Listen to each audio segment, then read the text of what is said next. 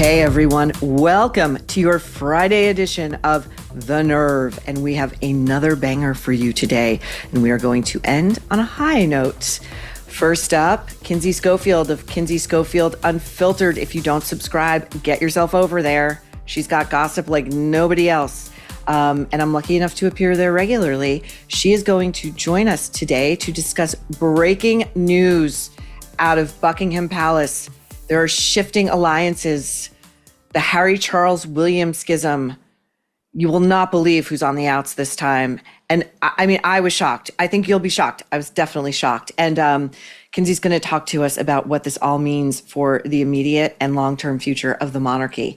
And she's also going to help us dig in. We've been given a gift.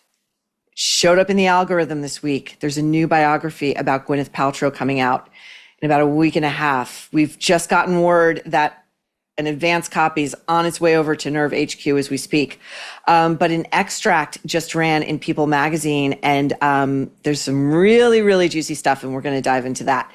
Next, we have a major best-selling memoir that has been endorsed by Oprah and Gwyneth and just about every major A-list female celebrity under the sun. But we here at The Nerve, we have questions. I actually suspect that a lot of people have questions, but are too polite or too afraid to ask. But we, here at The Nerve, we're not. So we're going to do it. Then we're going to get to my favorite, your emails. You guys are the best. The Wordle stuff alone, I can't wait to talk to you about it.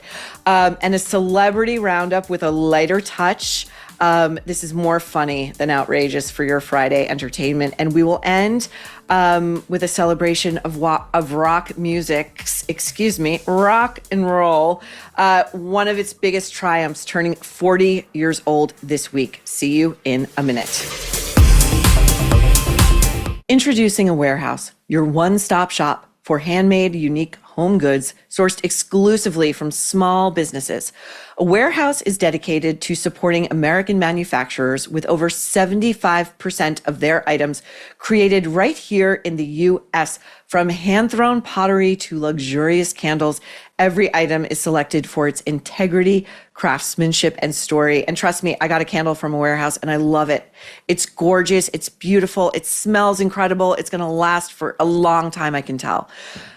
Small businesses, need our support now more than ever. This year, Forbes has predicted a record-breaking 15,000 retail store closures in the United States. That is more than double the 7,000 plus closures in 2024. So by making the effort to support these smaller retailers, you can make a real difference in people's lives today. A Warehouse believes that true luxury isn't about brand names, labels, or price tags. It's about the dedication, creativity, and care that goes into every product. Visit awarehouseshop.com and use code THENERVE for 15% off your first order. That's awarehouseshop.com, code THENERVE for 15% off your first order. Troublemakers. Joining me again to dish on the royals and Gwyneth, none other than Kinsey Scholfield. Kinsey, welcome to The Nerve. You have had the week of all weeks. It's been a whirlwind rather. So I'm very, very happy you were able to make time for us. Of course. But I feel like Gwyneth Paltrow loves that she's associated with royalty now, even if it means having to ultimately be associated with Meghan Markle. Seriously, I we'll get to this when we get to Gwyneth, but I remember this very stubborn rumor in the 90s that she had tried to date JFK Jr. and he didn't really want anything to do with it. Oh God, I love talking to you. You remember it's a great rumor, right? That vault is of your mind is my favorite. I mean, there's a lot of useless info up there that has now come to actually matter. Go figure. Okay. Anyway, so let's get into it first with the latest on the royals, because this stuff is unbelievable. Now, there was a summit. This is legit. It's been confirmed by the palace over the weekend, and there was one of King Charles's top people was at this summit with two of Harry and Meghan's top people. And this summit was not only held in broad daylight on a balcony where photographers just happened to be in position to get everyone at a great angle. But it seems as though it was not, for once, Harry and Meghan who leaked this, that it looks like it was King Charles who leaked it, that leak, there are reports that it may have been a shot across the bow to William saying, I'm king, not you, and I don't care if you like it. This is my son, and I want to reconcile. What are your sources telling you, Kinsey? Okay, well, my sources are telling me that Prince William found out about this meeting at the same time you and I mean, I'm texting you this story, like, can you believe this? Apparently that's what's happening for Prince William too. He's getting messages, he's with his family, he's getting messages that this meeting happened. He didn't get the heads up, and he was incredibly disappointed by that, because this negatively affects his family. It directly negatively affects his family. It's Harry and his wife that allegedly told Omid Scobie, author of Endgame, that Catherine was one of the royal racists. She received so much hate for that online. She was attacked on the internet, and William monitors these things. He sees these attacks. It upsets him. He's concerned for his family's safety after this. But I will say that over here in the UK, they are not buying. I talked to Tom Bower today. I know you love Tom Bower's book, Revenge. Tom Bower, he believes that there was nothing in it for King Charles to instigate the leak of this story. He thinks Harry and Meghan are lying, and that Harry and Meghan are the leaks. And the objectives mixed. Were they trying to force the royals' hand by leaking this story so the royal family feels like there has to be some type of royal reunion because now everyone knows about it? Or was Meghan so blinded by her jealousy over Prince William's great coverage, raising over $1 million at a polo event for his charities, Catherine on the tennis courts looking absolutely stunning, people in the crowd screaming, "We love you, Kate"? Was it the Green Monster coming out and Meghan saying, give me 1 second and I'm going to redirect all the headlines back to Sussex headquarters? So I've seen all of the theories, but what's strong in the UK is that they believe that Harry and Meghan are lying about not being the source of this story.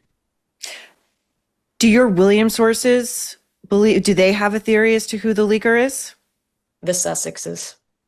Oh, okay. That's real deal stuff. Kinsey, just come over to the Nerve and be here all the time. Okay. So, I did a column on this over at the Mail the other day, and I find this so fascinating because I can see it through both Charles's point of view and William's point of view. I think from Charles's point of view, he's looking at this situation and saying, he has cancer. He's an older man. He's got just the math of it, fewer days ahead of him than behind him. And, he's watching a clock. And if he wants to have any sort of reconciliation with his wayward son and have any kind of relationship with grandchildren he does not know, only one of whom he has seen in person, now would be the time. Then from William's point of view, he and his impeccably presenting family are at Wimbledon. It is a triumph. Catherine had been there on her own the day before. She was given a standing ovation. He has been shouldering the duties of the royal family with an ailing father, also has cancer, an ailing wife, a brother who is just skedaddled and has been throwing nuclear bombs every chance that he gets. And what does William get for being the dutiful son who can never put a foot wrong? And the weight of this monarchy, which his brother and his wife, my opinion, but shared by many, have been trying to actively destroy. Mm-hmm. It's on William's shoulders. And what does he get for this? what does he get? He gets the king going behind his back, and the Sussex is leaking this stuff while he and his wife should be taking a victory lap at Wimbledon. Yeah. Well, one thing I want to say that Tom Bauer kind of shocked me with today was I was talking about how empathetic the king is, how compassionate he is, that he has this sweetheart. And Tom Bauer's like, I disagree with you. He said, okay, maybe he might act differently when it comes to his son. He said he feels guilt around raising Harry or lack thereof. Harry kind of running amok when he was a teenage boy and getting into all sorts of trouble. And Charles running off with Camilla and enjoying his girlfriend that then becomes his wife, the mistress that becomes the girlfriend that becomes the wife. He said that Charles was absolutely vicious as a prince and would burn bridges left and right. If he's liked to surround himself with yes people, and if you told him no, goodbye, you were out of the picture, he'd cut you off at the knees. So he does believe Harry when Harry goes on TV and says, Dad won't take my calls. He believes that there is this cold side to King Charles, which of course I feel guilty repeating because I know the man has cancer and I want to be kind, but I'd never heard that before. I thought that was fascinating that Tom Bauer said that the king can be ugly and that he can see the king continuing to distance himself from Harry to protect himself and to protect the kingdom, to protect the crown. This is very interesting. So the thing about, the king being ill and not wanting to think that he could be mean or bitter or provocative towards one or both of his sons, this is interesting. From my own personal experience, when my dad was getting sicker and sicker and, his time was very, very clearly coming to an end, part of him could become extremely difficult to the point of mean. And it is a common thing. And, there are multiple, it's a case by case individual experience, of course, but with in my case, I sort of felt like he knew he was dying, and it was kind of like the act of a wounded animal going off to the woods to die alone. Sometimes they push the people closest to them away. They do it whether they're dialed into it or not. Charles has always had, this is not really part of the public perception or what the palace markets, but he's historically had a very difficult relationship with William. And so this kind of lashing out actually makes a lot of sense to me. I don't know why he would place any trust in Harry not doing what he has historically done, which is take any minute amount of information he is given and weaponizing it and publicizing it. Yeah. And this has PR crisis management written all over it. Harry and Meghan are pretty low right now when it comes to, they're like hand in hand with Prince Andrew, who was, the last time he was photographed in the United States was arm in arm with Jeffrey Epstein. You know what I mean? Like they are in desperate need of some positive PR. And that's what Prince Harry recreating Diana's walk through the minefields. What else did we recently see them do? I just feel like Harry is absolutely trying to separate himself from Meghan Markle, trying to, who we know is toxic, trying to remind us all that his mother was the martyr, Princess Diana, because he doesn't like being the unpopular, petty-looking prince. He used to be one of the most popular royals right under Queen Elizabeth, and now he's at the very bottom, and nobody wants to talk to him, and he's lonely. I know this is like, I feel ugly saying this, but this is a 40-year-old man who's having to hang out with menopausal women in Montecito, California, that have been in space, okay? Harry can't. What can Gayle King and Harry talk about? She's been to space, Maureen. I think that he's miserable, is lonely, has no friends. I do think he misses his family. But if they're going to use the argument that King Charles is sick and they're just trying to create this reunion out of compassion and empathy, then Meghan Markle, pick up the damn phone and call Thomas Markle, because your father is just as sick. And we know why they want this reconnection. It's monetary. Their proximity to the British royal family pays. It pays big time.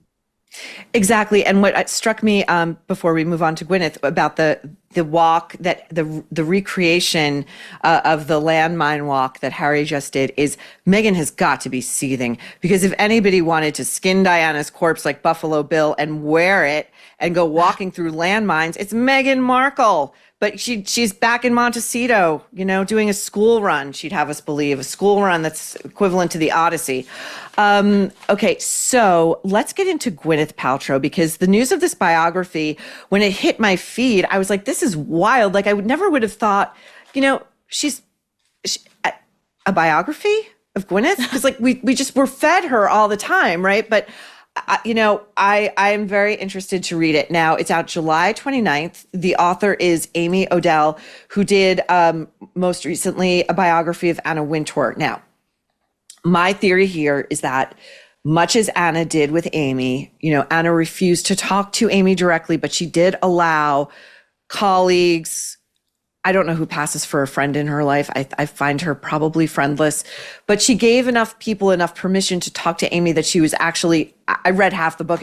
I had to put it down. There was no juice in it because it was like, I got the sense that Amy was like, oh, I have access to Anna's world and I don't want to upset her. And the same could be true of Gwyneth, because apparently she spoke to over 200 friends, colleagues, childhood, teachers, whatever. So we're going to get into three major revelations in this People extract involving three A-listers. These are amazing. Okay, the Brad Pitt years and the breakup. There are such great details. I'm going to read from the People extract. And then, Kinsey, you give me your thoughts. During the filming of Emma, Gwyneth expressed doubts that Pitt was right for her, admitting that she had a crush on Hugh Grant. Brad and I had very different upbringings, she told an interviewer. This is so good. So when we go to restaurants and order caviar, I have to say to Brad, this is beluga and this is Osetra. And there was a famous rumor back in the 90s that Gwyneth loathed going to the Midwest to go out and eat with Brad's relatives because their idea of fine dining was Red Lobster and she couldn't hack it. Now, after Emma came out, Gwyneth went over to her makeup artist, Kevin Aquan, the late, great Kevin Aquan. She went over to his house or place and cried about Pitt multiple times. Pitt wanted to be with her, but seemed to feel threatened by her success and all the attention she received. Aquan's advice to Gwyneth was frank, quote, "You really need to end this." Now, we have seen Brad Pitt's good guy image take quite a beating, no pun intended, post Angie. What do you make of this, Kinsey? I mean, I believe the Red Lobster story, hands down. That she sounded so snotty, but you know what? Part of her appeal to me is that she's unapologetically snotty, like that she's unapologetically just. She lives in a world that I cannot relate to, and I'm fascinated by it. Something about it is appealing to me, but it makes me laugh that it would be Brad Pitt was just so jealous. Hot ass Brad Pitt was so jealous of her appeal. I don't know. I don't know if I buy that. But I mean that you're right. This is my favorite part so far. So I can't wait to see what else you pulled. Well, listen, we'll say this about Brad. Once a woman becomes actually his actual girlfriend, they all wind up weighing 90 pounds. Just going to say it. Okay. So, okay. A-lister number 2, Ben Affleck. She moved on from Brad to Ben. And this was right after he was off the Oscar win for Good Will Hunting. And he was like one of the hottest guys in Hollywood in multiple ways. Now, per the People extract, Affleck, the more things change, the more they stay the same. Affleck was struggling with alcoholism and a gambling habit around the time he met Gwyneth, who was attracted to his intellect. I get it. The guy seems really smart, like a really original mind. Just listen to his Armageddon commentary on the DVD. Now, her friends had reservations about Affleck because he didn't always reciprocate her affection. He at times seemed more interested in playing video games with the guys at his house than being with Gwyneth. Kinsey, what do you make of this? I I honestly am going to have to listen to the commentary from Armageddon because the second you said you thought he was smart, all I could see was his, like, seared in my mind was the back tattoo. Nothing about Ben Affleck's back tattoo says I've ever opened a book in my life. I trust your judgment. I'm going to listen to this DVD commentary. I'm going to have to buy it on eBay. But you have convinced me that Ben Affleck knows the alphabet and can count to 21 without being naked. Well, listen, there's all kinds of different intelligence, you know? There's emotional intelligence. An emotionally intelligent, like, person who doesn't have self-destructive tendencies would never have gotten that back tattoo, which must have taken like 18 sessions. But he is a reader, and you don't have to buy the DVD. Don't do that. Just go on YouTube and just like type in like Ben Affleck Armageddon commentary. It's like maybe 3 minutes. It's amazing. It's hilarious. Okay. The final A-lister. This is amazing stuff. There are people who weren't even born when this happened, which is wild to me. The Madonna years, the BFF, Gwyneth Madonna rolling around, you know, with their trainer and they're shopping and they're in London and they're, you know, and she's got Chris Martin and Madonna's got Guy Ritchie. So they both have like British husbands, you know, whatever. So they were really tight. And then suddenly there was a falling out and they never said what it was. There were rumors that perhaps Gwyneth had gotten too close to Guy Ritchie. But when Madonna and Guy Ritchie, their divorce broke, there were paparazzi photos in New York in the city of Gwyneth rushing over to Madonna to hold her hand through that.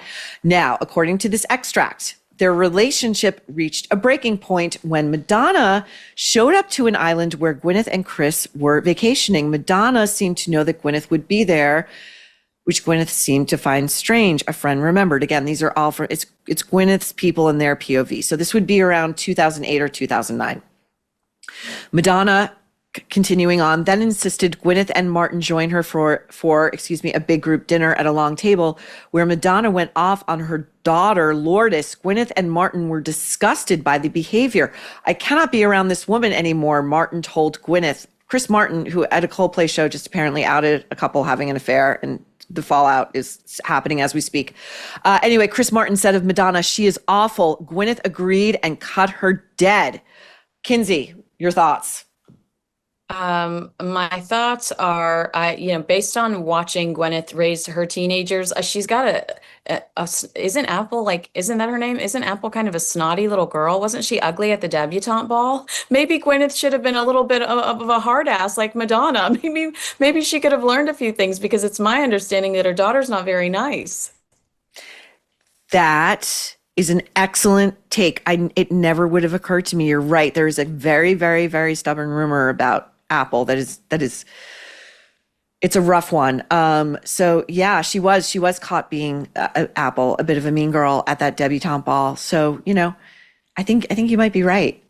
Maybe Chris and Gwyneth were maybe they engaged in what's known as gentle parenting, which is, you know, you never tell your kid no and you always unconsciously ignoring your children bias. What unconsciously uncoupling, unconsciously ignoring your children? And then go call Harry and Meghan about unconscious bias and then just mix it all together in a blender and you have some kind of new organic smoothie she can shill over on Goop. I love it. Oh, or if another egg that she can stick up her vag and then get sued over. I mean, that's my favorite Paltrow scandal. The yoni egg. Oh, yeah. I'm not buying that. Disgusting. She still sells it, if you could believe it. Well, Kinsey, again, I could talk to you all day, but you know, I'll talk to you later. So thank you. Thank you for being on The Nerve. Up next, Gwyneth is sort of attached to our next segment. We're going to talk about a very, very huge book, a huge book in the culture. It is a bestseller. It is an Oprah's book club pick. It has been endorsed by tons of female celebrities. Nobody is asking questions that this book, I think, raises. There are obvious red flags throughout this book. Just my opinion. So we're going to get into the tell after this. Mundane and mediocre, that's for someone else. You know it, I know it. So why settle for boring food? This isn't about indulgence. It's about standards. You deserve better. And yes, That includes flavor. Enter Firecracker Farm. You've heard Megyn Kelly rave about it. Maybe you caught it on Rogan. Thousands of 5-star reviews say it all. People are obsessed. Comments range from "where has this been all my life" to "how did I live without this?" Now, this is a small family-run American company making something truly crafted, not mass-produced, not gimmicky. We are talking coarse sea salt infused with what they call the three kings: Ghost, Reaper, and Scorpion peppers. Aged for depth, designed for balance, so it's never too hot. It comes in a precision stainless steel grinder that gives you full control. This is not about melting your face off. It's flavor with power and no regrets. The heat hits in waves. Eggs transformed. Veggies upgraded. Steak next level. If it was sold out last time, good news. Alex just made a fresh batch. It is still small batch, still handcrafted, and still blowing minds. Go to firecracker.farm and use code THENERVE for a little extra thank you. Zero regret, all flavor. Firecracker.farm. We are back. So let's get into this. And I'm going to preface this by saying this is a highly sensitive topic, a graphic book concerning childhood sexual abuse, alleged childhood sexual abuse. So for anyone listening who is sensitive to this, I just want to give you fair warning. And again, the excerpts I'm going to be reading are quite graphic. I would like to just begin by saying, before I get into the book, that I take this topic extremely seriously. It is very personal to me. One of the closest people in my life, not myself, thank God, but is a survivor of sexual assault, and not once but twice, as a young woman at a tender age. And so I take this stuff extremely seriously. And when something doesn't sound quite right to me, I also take it extremely seriously. And so we're going to have a discussion about a book that has gotten one kind of reception from celebrities and in the culture at large, and that is rapturous praise. It is called The Tell, and it's by a woman named Amy Griffin. Now, if you see her, anything about her or her book in magazines, on social media, you've probably seen clips of her maybe speaking to Oprah Winfrey, or, Instagram posts with Gwyneth Paltrow, or photos of her at various starry events with other starry people, or perhaps photographed with her husband. His name is John Griffin, and he is a billionaire, and he pretty much owns New York. And this is salient, and we will get to why. Now, The Tell is Amy's memoir of realizing, after a guided therapy session involving psychedelic drugs, or a psychedelic drug, that she had been sexually assaulted violently and repeatedly by a teacher at her school in her small town of Amarillo, Texas, when she was a child.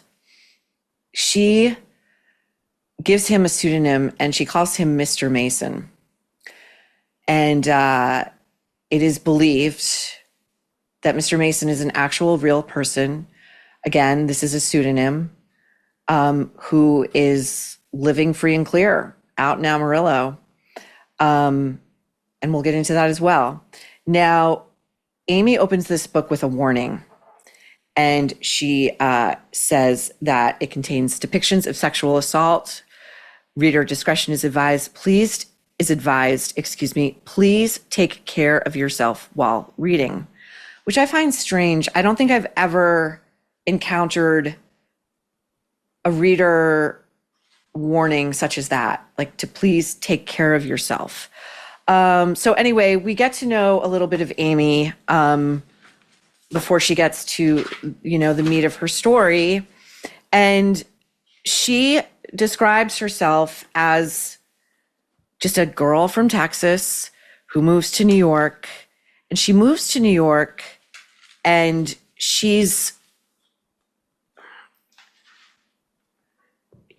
there are parts of her personality that actually remind me quite a lot of Meghan Markle. You know, she's a perfectionist. She writes, I was the school president. This is page 33. I was the school president, captain of the volleyball team, top 2% of her class. Then she becomes homecoming queen. But no, another girl gets elected homecoming queen. And these are traumas. Like she sort of perseverates on the stuff she didn't get in high school, which is, you know, again, it's a strange thing to fixate on that. She talks about her first time having sex as an adult. And she says she's unaware that the guy she was having sex with wasn't wearing a condom. And that just strikes me as a woman as just completely unbelievable. Your first time having sex is typically fairly painful, and you would know the difference. You would know the difference. She writes that she moved to New York as a huge Sex and the City fan, and she regarded herself as a potential Carrie. There are things that just, again, don't quite smack. Like, she gets a roommate, the roommate smokes weed, and this scandalizes her because drugs are illegal. But she goes on to write a book about these recovered memories that are induced by drugs that are going to potentially save her. And what she doesn't mention in this book, which is a very, very, very key piece of information that I think the reader should have access to, is that her husband is investing in psychedelic drugs. Because there's this huge push now to bring them to the market and make them legal. But that's not here. She writes that she moved to the West Village, but she had never heard of Pride. I mean, this is like, we're talking the 90s, I believe. I believe that Amy is a narcissist. And I'll tell you why. Because her mother develops breast cancer, and her mother gets about 2 lines about that, okay? Because not happening to Amy. Page 66, people often told me that I had the perfect life. I was athletic, tall, and blonde.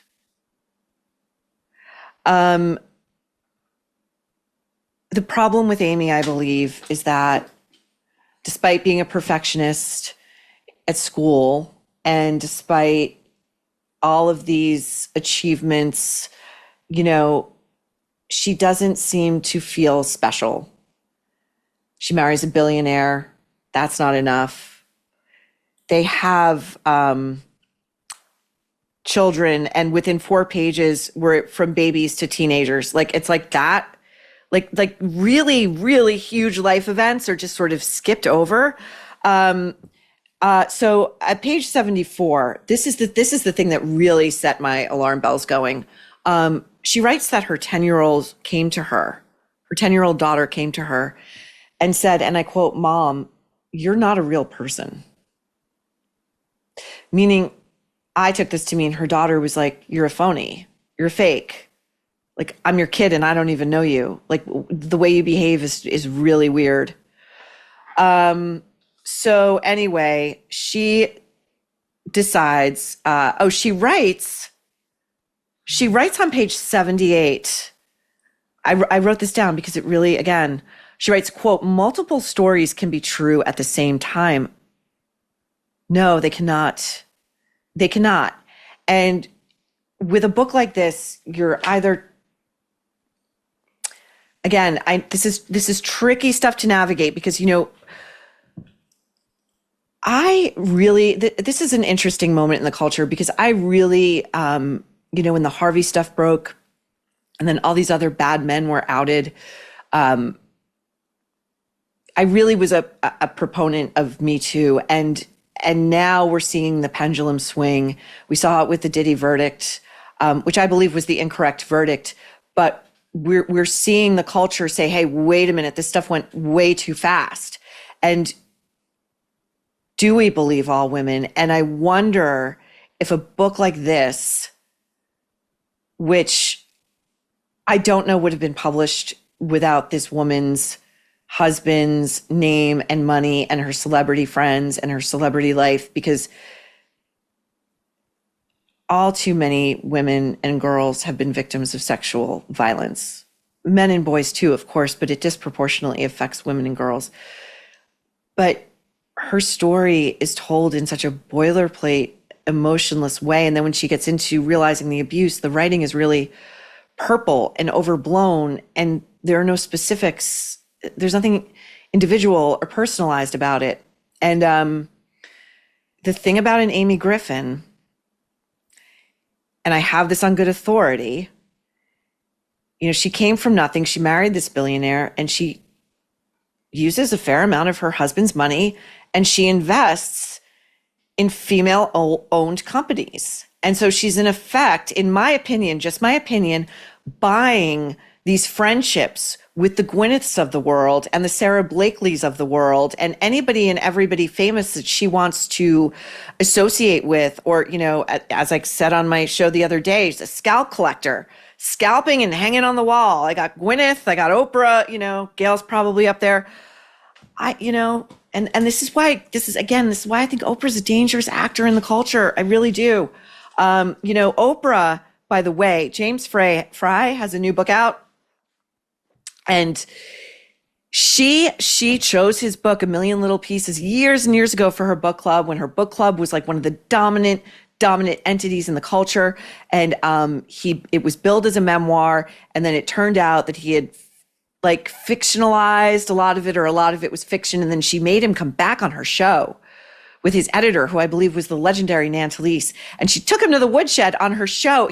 She embarrassed the guy in front of the entire country, because it was her fault that she got duped. Are you effing kidding me? And then we later learned that this was what publishing houses and editors and agents were doing back then. Memoir was the dominant genre, and he had tried to sell the book as a novel. And he was told, listen, if we just sort of recast this thing as a memoir, you're golden. You got a bestseller. And that's what they did. And everybody made a ton of money. Oprah. Okay. Anyway. And by the way, nobody was hurt. It was a novel / memoir about drug addiction. It was all about it. Okay. Whatever. So I'm going to read part of this chapter 4, called Bathroom. And this is Amy now tripping under a supervised setting, but I don't think this is an actual doctor. It's not a physician, I don't think. Okay, here we go.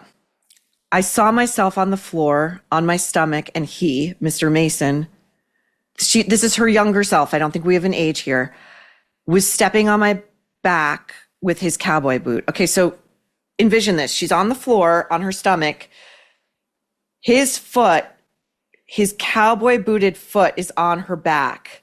Her back is bare. Where was my shirt? I was 12 years old. The rounded heel of his boot dug into the left side of my rib cage. I looked around the bathroom. She's in her school bathroom. His hand was on the nape of my neck, pressing my head against the wall. So we were on the floor, and now we're up against the wall. It's not really described. He grabbed me by my left arm and pulled me along the floor to the middle of the bathroom. His foot was on my back again. Okay. Then I was in Mr. Mason's classroom. It was early evening and still light outside. The frilly dress was pulled up over my head. I'm on page 90 now. And I was bent over a desk while he was raping me from behind. Next, this is again her psychedelic-induced recovered memory. I was in the girls' locker room with my hands on the metal locker, bent over at the waist. He was behind me. Could I be making it up? I asked. But I knew that I wasn't. So she's detailing 3 rapes in 3 public places in this small school, what I'm assuming is a small school. The girls' bathroom, I'm assuming it's the girls' bathroom, Mr. Mason's classroom, and then the girls' locker room. And you could say, well, maybe he locked his own classroom, but I don't know of any classrooms in elementary schools that don't have a glass window so you can see in, or a girl's bathroom or a locker room where presumably anybody could have walked in at any time. And if you want to say it happened after school hours, presumably there are janitors and other after school activities taking place. And so it just seems strange. It just seems strange. And then she goes and she tells her husband, and he says to her, ultimately, I can't really be the conduit for this for you. But he is a billionaire, and he does say, oh, this is another recovered memory, where he, okay, this is page 101 to 102. She's still in school. We're still with Mr. Mason. She dragged herself to the gym to swim in the pool, knowing that the water would bring me comfort. As I crossed the surface, oh no, wait, sorry. This is the 3rd day after the session. She's an adult. But she's got another intrusive, what she believes is a recovered memory. As I crossed the surface of the water, an image of a blue bandana flashed through my brain. At first I couldn't place it. I realized then that I'd seen it before from Mr. Mason. He had used a blue bandana to tie my hands behind my back in the middle school bathroom. If you tell anyone, he said in a low Texas twang, I'll rip your teeth out. So we're talking about Amy Griffin's book is billed as a memoir of recovered memories of brutal sexual assault and rape. She's 12. This is a male teacher, an adult male teacher. Violent, I'll rip your teeth out. You know, the kind of violent assaults that I believe would send one to the emergency room, or would leave marks, welts, bruises, or that would cause a child to act out in ways that would be alarming. She grew up in a good family, in a good home, by all accounts, by her account. Her parents weren't negligent. She was an overachiever. So her husband, John, says, listen, we have the, obviously they have the money. I'll hire a private investigator. I'll hire the best. Let's go do an in-depth dive on this guy. 2 weeks later, the report comes back and there's nothing in it. The guy is not a registered sex offender anywhere. There's no paper trail. There's no trail of other children. And I'm going to just say this also,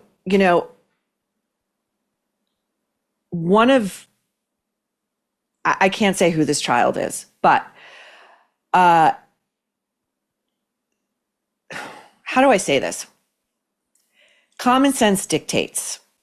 When we were kids, when I was a kid, me, my friends, my relatives, my cohort, everyone in my school, we all knew who the creepy men were.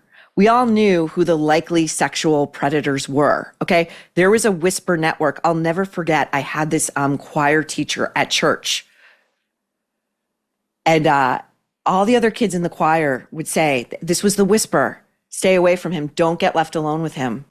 He's a pedophile. Don't get left alone. And I would think, kindly I'll just call him Mr. L. Kindly Mr. L, this older avuncular man, I don't buy it. One day I was left alone with him in church. I must have been 12.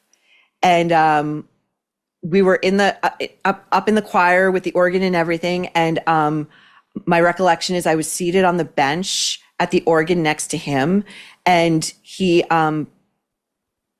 reached over and put his big, thick hand on my thigh. And I looked down at that, and I looked back at his face, and I looked down at his hand on my thigh, and I thought to myself, holy shit, it's true. And I got out of there immediately, and I never went back. So, and then there are others where, the whisper network grows into an alarm bell going off where parents will mobilize and kids will mobilize and say, that individual at school is creepy and get him out. He's touching kids inappropriately. He's trying to get kids to join him after school, doing improper things, giving them rides, offering them rides, whatever.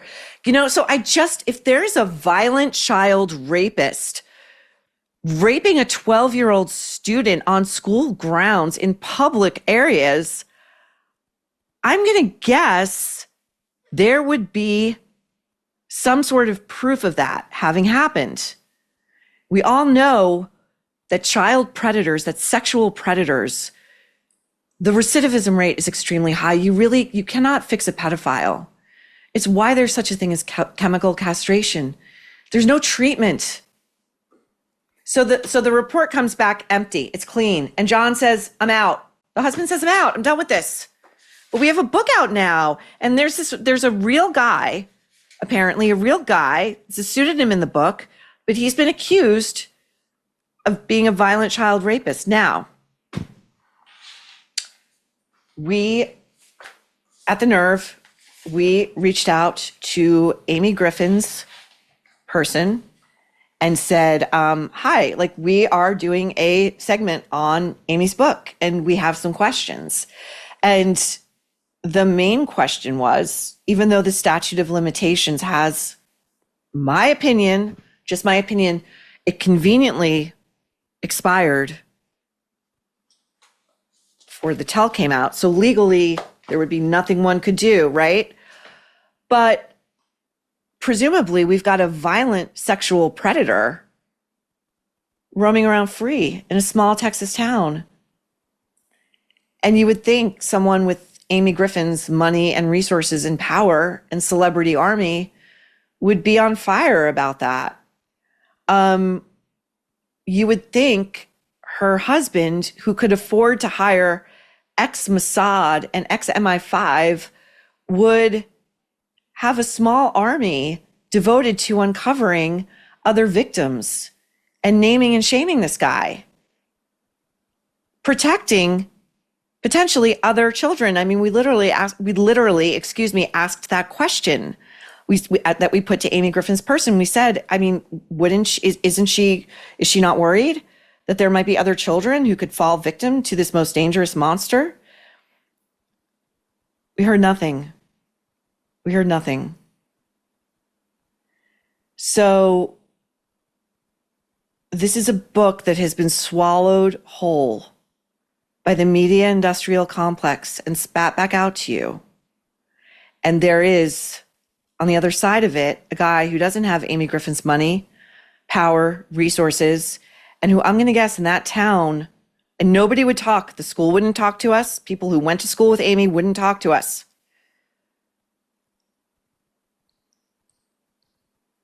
I mean, this book raises more questions than it answers. And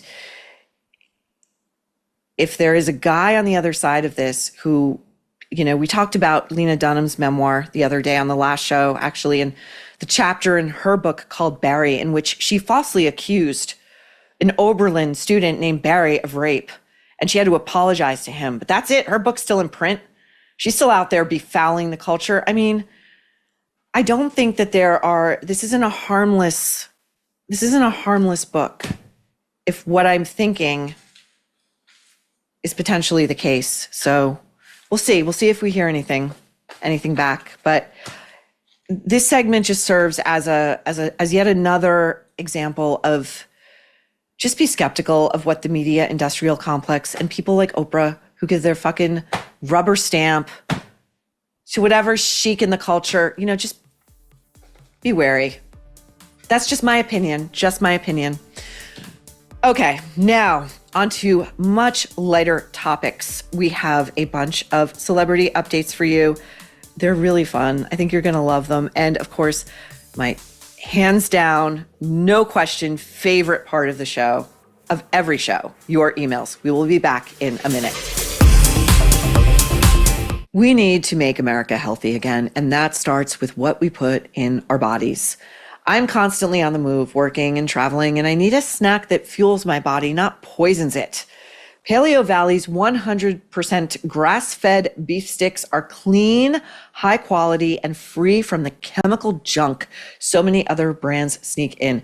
Most quote-unquote healthy beef sticks at big box stores are loaded with preservatives like citric and lactic acid. Not Paleo Valley. They use old school fermentation to keep their sticks fresh. No chemicals, just real food. That fermentation, by the way, also supports gut health, which is something we all need to prioritize. We deserve better than ultra-processed junk pushed by the same industries making us sick. The system may be rigged, but we don't have to play along. Paleo Valley beef sticks come in 5 delicious flavors made from grass-fed, grass-finished beef, sourced from regenerative American farms, no MSG, no gluten, and no sugar. Over 55 million sold and backed by a 60-day money-back guarantee. Paleo Valley makes 100% grass-fed beef sticks because healthy living should be easy and accessible for everyone. Right now, you can get 15% off your first order using code THENERVE. Let's make America healthy again, one real food choice at a time. We are back, and we're going to start this segment off with you guys, the troublemakers. First of all, more than one of you sent me, and I thank you for this, Wordle. I don't play. I have an email from a troublemaker named Stacy. Hi, Maureen, please tell me you do Wordle. It's like Hangman. I wish I did. I wish I did. But anyway, the puzzle of July 16th, one of the clues was nervy, nervy. And more than one of you who sent this, actually every single one of you who sent this, believes that this is the Times reaction to the impact that we are beginning to make in the culture. And that is probably the only nod they're going to give us, which is cool by me, trust me. Maureen, I discovered your show when you released episode 4. I enjoy your celebrity analysis. Thank you.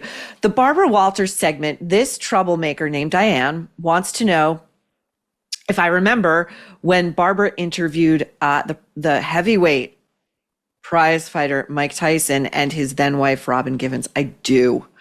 Robin Givens was basically intimating in this interview that Mike, who was like 8 times her size, was physically abusive. And Barbara Walters, basically, according to Diane's recollection, was criticizing Robin Givens for being with a dropout, a boxer and a dropout. You know, this is where Barbara's head was at. Instead of, sort of realizing that she's talking to a battered woman who is issuing a cry for help on national television. And as Diane reminded me, Robin Givens called 911 that night after Barbara and her crew left Shirley to go to the Beverly Hills Hotel and congratulate themselves for another exclusive. Aviva. This is not Aviva from Real Housewives, to my knowledge, of New York. Is it possible that the Obamas' reconciliation has happened because Jennifer Aniston has gone public with her new boyfriend? That's coming up in this segment, and the Obamas are the mini nerve tomorrow. You guys are going to love it. Obama never divorced Michelle, and Jennifer, got tired of waiting. The timeline kind of makes sense. Hey, listen, anything's possible, but I don't. If that affair happened, I mean, that would just be one for the books. Stevie writes, the nerve is protein to the empty calories of some other gossip shows. Well, hey, we're not just gossip, we're culture on the whole. So I appreciate that. Will you do a deep dive into one Kathy Hilton? There is something very dark, manipulative, and disingenuous about her and the dopey shtick she is trying to pull off on Real Housewives of Beverly Hills. I am into this. If you guys are into it, I am into it. I have read House of Hilton. I am obsessed with the sibling dynamic among Kathy, Kim, and Kyle Richards. It's some of the darkest stuff I've ever seen. And I could go in on this. If you guys want it, you got it. Let me know. Now, we also, okay, celebrity updates. Reese Witherspoon. Now, these photos are behind a paywall on the Daily Mail. They're exclusive, so I'm going to show them to you. Reese Witherspoon has she's twice divorced, and she has a new boyfriend, and he's an older German finance guy. I believe he's a billionaire. I could be wrong, but I think he is. And they're out yachting as, the jet set does this time of year. And these photos are remarkable. Nobody's saying what I'm seeing. And what I think once you see these, you're going to be like, yeah, we're all seeing the same thing. Okay, this photo, look at the body language here. Reese Witherspoon's knee is up in his abdomen, and she's leaning backwards, and her arm is also awkwardly, like, she's not pulling him in. She seems to be saying, I really would like you to stop here. I'm not physically attracted to you. Another one, look at the way his mouth seems to be swallowing hers, and her mouth seems to be tightly closed. And again, the knee is in the abdomen. It's like, here we go again. I can't get far enough away from you, dude. Like, you're not. And then this one, listen, her youngest child is 12. Her youngest child is going to see these photos. Okay. The guy is like hosing down her crack on a yacht. It's just, it's giving, it's okay. Now, Jennifer Aniston allegedly has a new boyfriend as well. And this guy is known as Hypnotist Jim. This was the banner item on page 6 about a week ago. And he's a former Wall Street trader turned woo-woo guru. Jim specializes in what he calls, I mean, like, he's a decent looking guy, but like, you're in a bubble. And Jennifer Aniston, listen, I've never heard a bad word about her. She seems to be a pretty decent person. And but she's in a bubble. She's been in a bubble since she was in her 20s on Friends. She's 50 something now. This is what happens. You wind up dating a hypnotist. How do you know this guy didn't hypnotize you into thinking he's the bee's fucking knees?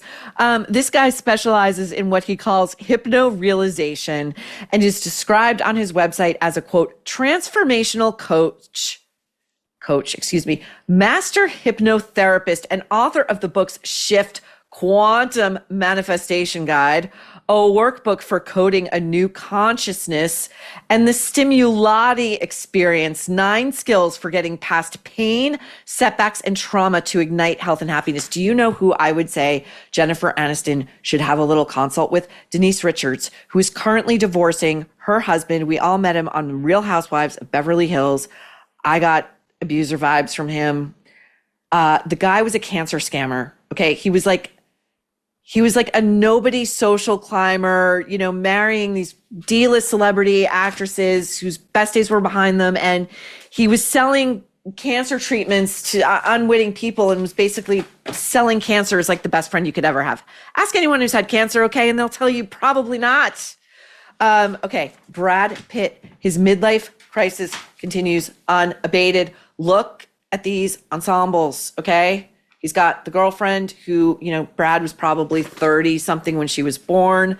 But it's Steve Buscemi in was it Amy Sedaris' show, Hey fellow kids, with like the baseball cap backwards and anyway, Brad, who before F1 came out, his camp made the unprovoked statement that Brad was done with 2 of his adopted sons. And in the case of one who has been acting out and melting down on the streets of Los Angeles, Pitt said he basically was done with that kid, didn't care what happened to him. What he did was of no concern of Brad's. Okay, but now we have an update from Camp Pitt.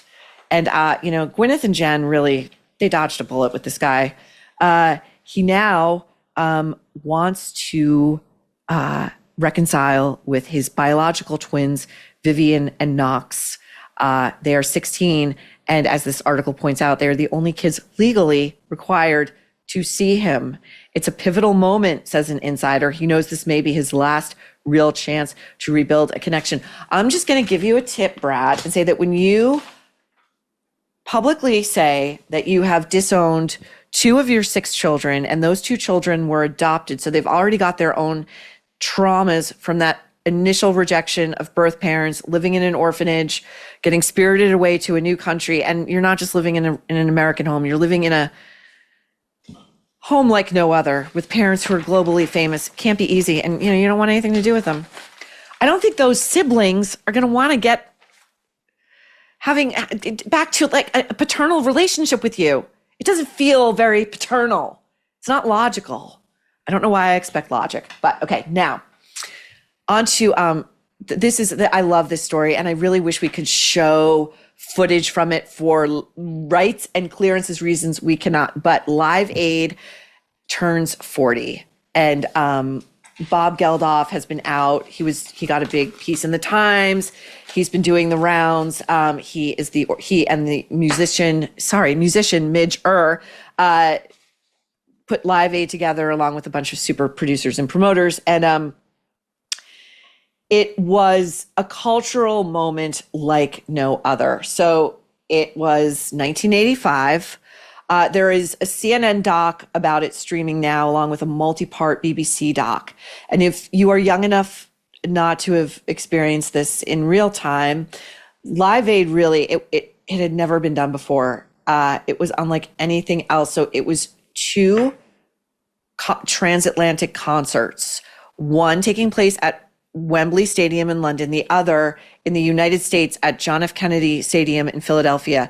It aired live, and it was seen by an estimated 1.9 billion people in real time. That's 40% back then of the Earth's population. And it raised over $100 million for famine relief in Ethiopia. It is the event that is credited with making U2 a globally important band. Their rendition of Bad was iconic. And if you also want to get another look at that live, watch U2 at Red Rocks.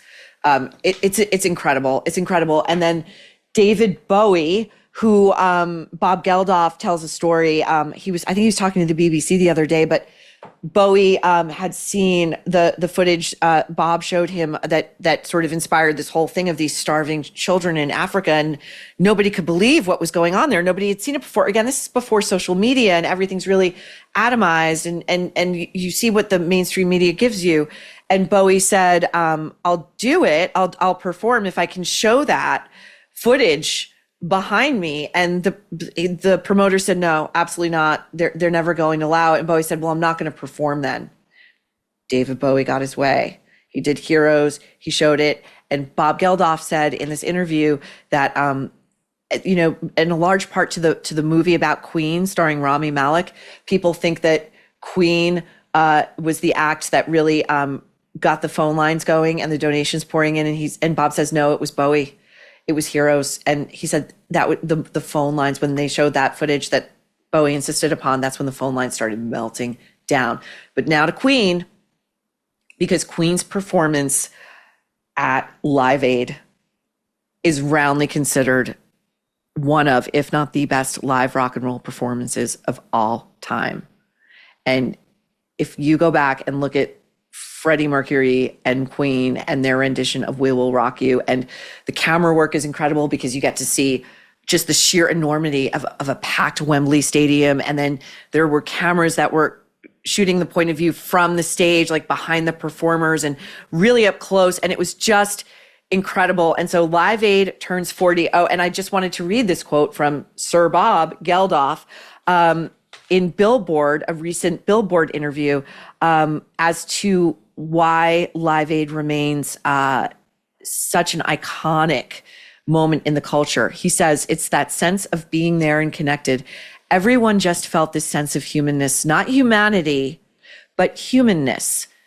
For the first time in 300,000 years since we all left the Rift Valley, we were all talking to each other about a common problem and using a common language, the lingua franca of rock and roll. That makes my heart go pitter patter. Everyone in the world understands a wop bop a luba, a bop bam boom. Rock and roll is beyond language. It's an attitude and it's a sense and it's universal. Truer words. And, Live Aid has since come under a kind of post-woke scrutiny as being like a big white savior effort. And Bob Geldof calls it, quote, the greatest load of bollocks ever, which I agree with. And this all reminds me, by the way, of there's this incredible documentary on Netflix called The Greatest Night in Pop.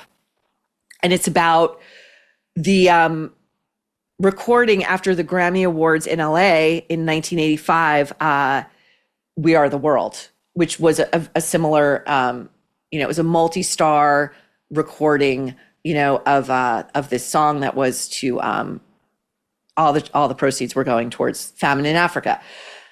This thing is amazing. Okay, first of all, Lionel Richie, I loved him in the Commodores, but I never really had a feeling for him either way. And then he in this document, this guy is such a storyteller. I mean, he knows how to tell a story. He is riveting and so engaging. And you feel like he's sitting across from you, just telling you this story. And he's just like, enraptured by it and still marveling at how they pulled this thing off. It was the whole thing, literally all these stars after the Grammys, instead of going to after parties, they went to this huge studio in LA, and Quincy Jones produced it. And you get to hear all the inside, like how they, like it was harder than you would think. Like, you've got like Bruce Springsteen next to Cyndi Lauper, and those vocals don't match. And how do you get from this artist to that artist, and who is delivering a line the way they need to? And there's this great moment, Bob Dylan's there, and it's Bob's turn to sing his solo line, and he freezes up. The great Bob Dylan freezes up, and he gets very shy. Very shy. And Stevie Wonder goes over to him and coaches him, and he gets him like out of his shell and out of his own head, and gets Bob Dylan to deliver it. And it's just, it's remarkable. It's such a great peek behind the scenes. And then there's this amazing story told by Apollonia, who was one of Prince's like proteges. He's always collecting these like young hot women and like promising them big careers. But anyway, so Apollonia is in the room at this recording, and she's wondering when she's going to get her bit of the song, which doesn't come. But she does keep getting asked, well, do you think Prince is going to come? Like, he said he was going to come. Like, when do you think he's going to get here? Again, this is before cell phones. And she finally realizes that no, she was the bait, and Prince was the big fish. And she says in the doc, like, Prince was never coming because he thought the song was terrible. And Prince was right. It's a terrible song. The intention behind it, great. The song, listen to Prince. Okay, anyway, Finally, our last bit of business comes from a troublemaker. Lori wound up in my email inbox just an hour ago. And we were like, we got to get it in. Hi, Maureen. This is hilarious. Bill Maher gets caught being a gross dude by former Miss USA, Shanna Mokler. And she even sent me the timestamp, so I didn't have to surf through the whole thing. Let's take a look at Shanna's. She survived a date with Bill Maher. Okay. Again, we're putting her in the running for a Nerve Award. She lived to tell the tale. Not that, he's dangerous, but like, ugh. Okay. Anyway, here we go. I'm not a huge fan of Bill Maher, and I'm sorry if you guys all are, but I'm not. Yeah. So, but I was like, all right, I'll go. Like, fuck it. It was like this Sean Penn movie, Oh, geez, yeah. And I was like, okay.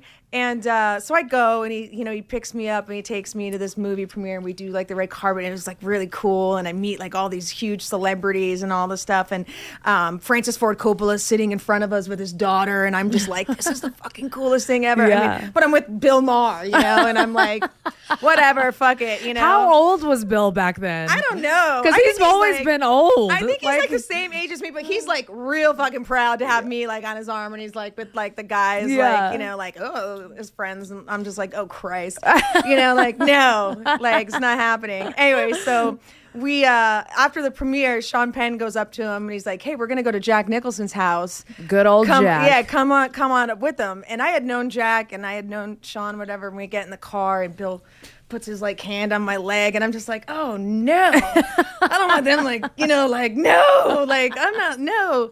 But this is terrible. This is a terrible story, but it's fucking I don't awesome. even fucking care. Like I can't stand him. So this is payback, Bill. This is payback, Bill. Consider it payback from your friends here at The Nerve who have long memories when it comes to telling victims of domestic violence that it's pretty much their fault. Instead of, I'm not even getting into it, but the hits just keep on coming. So you guys keep sending me your stories. The gems that you're finding online. I've been getting a lot of help from you guys about the Oprah's association with John of God, and a lot of really good suggestions about where I can really dig in. And so trust me, we will be revisiting it. And large thanks to you guys who also got us to 200K subs this week. Are you kidding me? Are you kidding me? We will endeavor to maintain your affection and trust. I promise you that. And that's it. That does it for our Friday show. Remember, email me, Maureen at devilmaycaremedia.com. DM me at Maureen Callahan Writer or The Nerve Show. Remember to like, subscribe, and spread the word. We're going to go up to 3 episodes sooner than later, and that's because of you guys. So, faster we grow, faster we expand for you. And be sure, speaking of, to check out the Mini Nerve this Saturday. This one's a banger. This one, I had the most fun doing this. I felt like it was writing itself. I really did. I can't wait to see you on Saturday. It drops. Remember, the minis are only on YouTube right now. So head over there. It'll drop at 10 a.m. Eastern time on Saturday. And until then, we will see you for a full Nerve next week on Tuesday, when we will all reconvene and head over to the woodshed and possibly oil up the wood chipper, which we are figuring out as we speak. Anyway, we'll see you Tuesday right here on The Nerve, where you will never guess what we're about to say next.